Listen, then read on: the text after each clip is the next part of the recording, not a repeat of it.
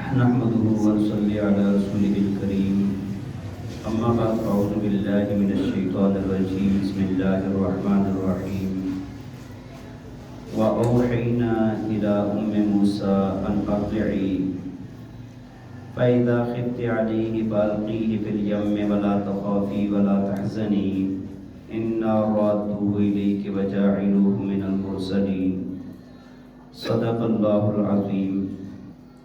توجہ فرمائیں سورہ قصص آیت نمبر 7۔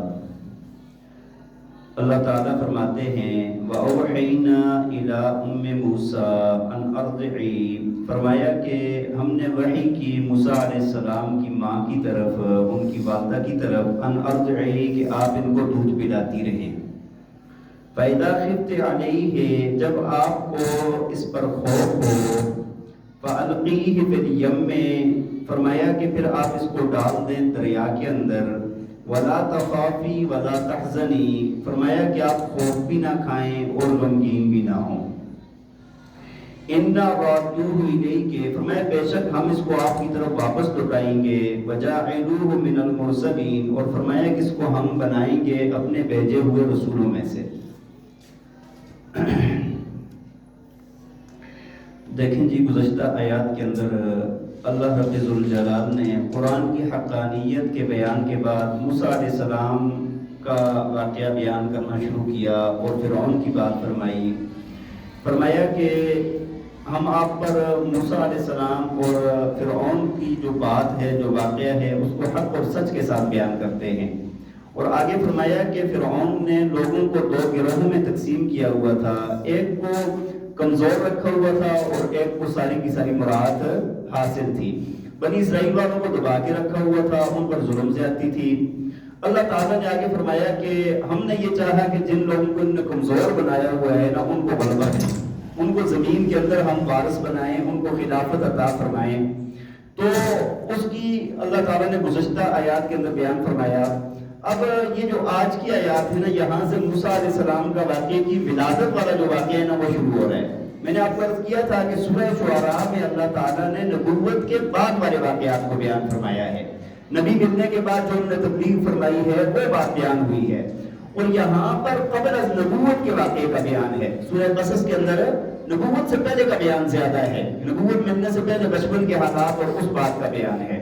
تو سب سے پہلی آیت کے اندر اللہ تعالیٰ نے فرمایا کہ ہم نے موسیٰ علیہ السلام کی والدہ کی طرف یہ وحی کی کہ آپ اس کو دودھ پلاتی رہیں۔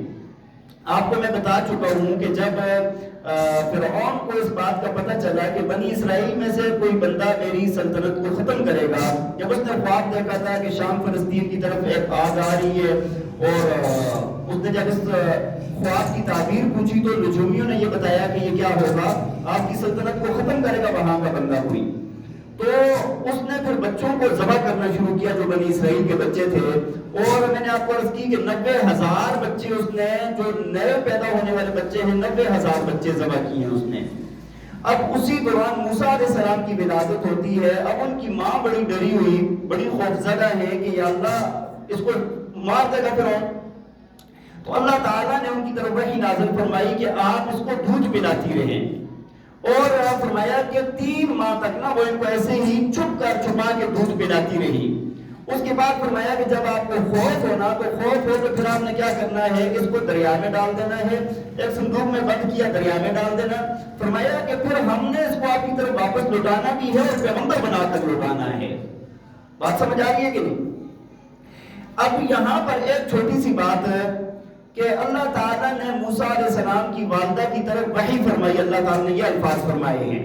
حالانکہ قرآن میں دوسری جگہ فرمایا کہ اللہ صرف وحی پیغمبروں کی طرف اور وہ مردوں میں سے ہوتے ہیں، کسی عورت پر، کسی عورت کو پیغمبر اللہ نے نہیں بنایا، کسی عورت کو نبی اور رسول اللہ نے نہیں بنایا، جس طرح سورہ انبیاء کے اندر اللہ نے فرمایا ہے۔ تو یہاں پر اس کا کیا مطلب ہے بھائی؟ دیکھیں جو وحی رسالت یا نبوت کی جو وحی ہوتی ہے نا، وہ کسی عورت پر نازل نہیں ہوئی، لیکن یہاں پر وحی سے مراد یہ ہے کہ یہ جو کبھی کبھار کوئی ایسا واقعہ پیش آ جانا، اس طرح کے واقعات کا ہو جانا کوئی بات بعید نہیں ہے۔ اور یہ جو وحی ہوتی ہے نا، یہ 3 طرح سے ہو سکتی ہے۔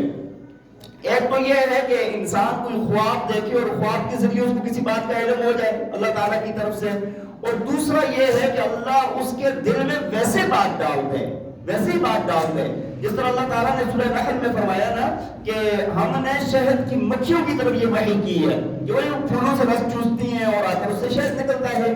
تو یہ وحی کا مطلب یہ ہے کہ ان کی فطرت کے اندر اللہ نے یہ بات رکھ دی ہے. بات سمجھ آ رہی ہے کہ نہیں؟ تو یہ بھی ہو سکتا ہے. اور بعض دفعہ یہ ہوتا ہے کہ اللہ تعالیٰ اپنے کسی فرشتے کو ہی بھیج کر بندے کو بتا دیتے ہیں. بات سمجھ آ رہی ہے کہ نہیں؟ اور اس طرح کے واقعات بھی حدیث کے اندر موجود ہیں.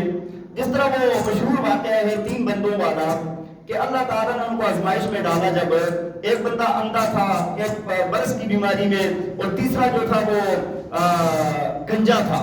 کیا تھا؟ گنجا تھا. گنجا ہونا بھی ہے نا. بات سمجھ آ رہی ہے کہ نہیں؟ اللہ تعالیٰ سب کی حفاظت فرمائے، ہم اس سمیت سب کے بال جا رہے ہیں.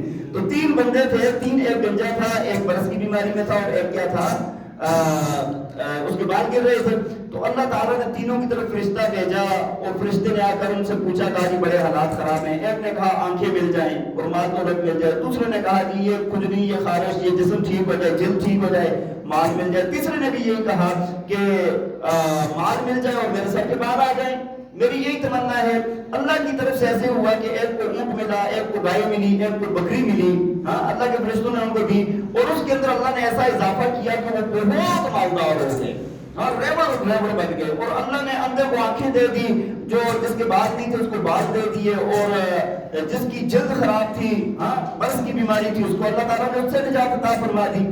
اب دوبارہ اللہ نے ان کی طرف فرشتوں کو بھیجا اور آ کر کہا کہ بھائی اللہ نے تمہیں بڑا نوازا ہے، بڑا مال دولت دیا ہے، تمہارے پاس کچھ بھی نہیں تھا، اور اللہ نے تمہیں اچھی جلد دی ہے، اچھی رنگت دی ہے، تو اللہ کے بال میں سے دو. کہنے لگا کدھر؟ یہ تو میرے باپ دادا کی کمائی ہے.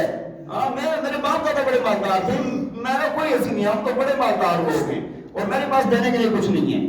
اور دوسرے کے پاس گیا جو گنجا تھا، اس کو کہا کہ اللہ تعالیٰ نے بڑے خوبصورت بال دیے ہیں آپ کو، اور اس کے علاوہ اللہ نے آپ کو اتنا مال دیا ہے، آپ کے پاس کچھ بھی نہیں تھا، اللہ کے نام پر دو. اس نے بھی انکار کر دیا. اور تیسرے کے پاس گیا جو اندھا تھا، اس کو کہا کہ اللہ تعالیٰ نے آپ کو اتنی اچھی آنکھیں دی، بینائی عطا فرمائی ہے، اور آپ کو اللہ نے اتنا مال دیا ہے، آپ کے پاس کچھ بھی نہیں تھا، تو آپ اس میں سے ہمیں دیں. اس نے کہا جی بالکل میرے پاس کچھ نہیں تھا، میں اندھا تھا، میں دیکھ بھی نہیں سکتا تھا، اور میرے پاس کچھ بھی نہیں تھا، جو دل کرتا ہے لے جائیں. فرمایا کہ اس کا مال تو اللہ نے اس کے پاس باقی رکھا، باقی دونوں کا مال بھی ختم ہو گیا اور بیماری بھی واپس لوٹ آئی. تو یہاں پر بھی اللہ نے فرشتہ بھیجا ہے. اسی طرح ایک مشہور روایت ہے کہ ایک مرتبہ ایک بندہ راستے میں جا رہا تھا اور ایک جگہ پر رکا، تو اللہ نے فرشتہ بھیج دیا اور جا کر پوچھا کہ بھائی کدھر جا رہے ہو؟ کہا کہ اپنے بھائی کو ملنے جا رہا ہوں. کہا کوئی کام ہے، کوئی احسان ہے اس کا تمہارے اوپر؟ کس وجہ سے؟ کہا کوئی احسان نہیں ہے، کوئی کام نہیں ہے، ویسے ملنے ملاقات کے لیے جا رہا ہوں، اللہ کی رضا کے لیے. بات سمجھ آ رہی ہے کہ نہیں؟ تو فرشتے نے کہا کہ میں اللہ کا بھیجا ہوا فرشتہ ہوں، اور اللہ تعالیٰ نے مجھے یہ فرمایا ہے کہ میں اللہ تجھ سے محبت کرتا ہوں. میں اللہ تجھ سے کیا کرتا ہوں؟ محبت کرتا ہوں. تو یہ اس کے اندر ایک یہ بھی فضیلت اپنے بہن بھائیوں کو ویسے بھی ملنے جایا کرے. لازمی نہیں ہے کہ کام کاج ہوتا ہے، ہاں ویسے ملنے جایا کرو. اس کے لیے اللہ تعالیٰ نے خصوصی فرشتہ بھیجا ہے. تو یہاں پر بھی فرشتہ آیا ہے. تو ایسے ہی ہو سکتا ہے کہ اللہ تعالیٰ نے فرشتہ بھیجا ہو موسیٰ علیہ السلام کی والدہ کی طرف، یا ان کو خواب کے اندر یہ بات دکھا دی ہو. اور دوسری چیز یہ بھی ہے نا، اللہ تعالیٰ نے جو عورتوں کو نبوت تو نہیں عطا فرمائی لیکن صدیقیت کا مقام عطا فرمایا ہے کئی عورتوں کو، جس طرح بی بی مریم ہے، اور اسی طرح حضرت خدیجہ رضی اللہ تعالیٰ عنہ، حضرت فاطمہ الزہرا رضی اللہ تعالیٰ عنہ، اور اسی طرح جو فرعون کی بیوی آسیہ ہے، اللہ تعالیٰ نے ان کو صدیقیت کا مقام عطا فرمایا ہے. یہ نبوت کے بعد ہے لیکن یہ بہت اونچا مقام ہے. اسی طرح اللہ نے شاید ان کو صدیقیت کا مقام عطا فرمایا ہے. مفسرین کرام نے لکھا یہ بھی ہو سکتا ہے. اور بڑی نیک خاتون تھی، بڑی بزرگ خاتون تھی، تو اللہ تعالیٰ فرماتے ہیں کہ ہم نے ان کی طرف وحی کی کہ آپ کیا کریں؟ دودھ پلاتی رہیں. جب خوف ہو آپ کو، آپ نے کیا کرنا ہے؟ دریا کے اندر ان کو ڈال دینا ہے. ایسے ہی ہوا کہ بھائی جب ڈھونڈنے والے، جب خطرہ بڑھ گیا، انہوں نے کیا کیا کہ بچے کو صندوق میں بند کیا اور دریا میں ڈال دیا. اب وہ صندوق تیرتے تیرتے تیرتے ایسی جگہ تک پہنچا کہ جہاں پر فرعون کے گھر والے، اور بائبل کی روایت کے مطابق فرعون کی بیٹی جو ہے نا وہاں پر موجود تھی، انہوں نے اس کو نکالا باہر، گھر لے گئے. جب کھولا گیا تو اس کے اندر ایک بہت حسین خوبصورت بچہ تھا. پھر کیا ہوا آگے دیکھیں.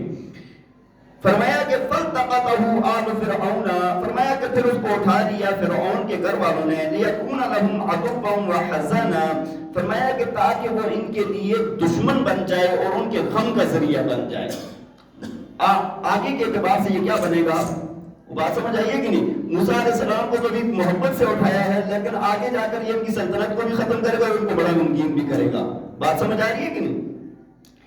ان فرعون و حامان و جنودہما کانوا خاطئین. فرمایا بے شک فرعون، حامان اور اس کا لشکر یہ سارے کے سارے خطا پر تھے، یہ اٹھا کر انہوں نے بڑی خطا کی ہے.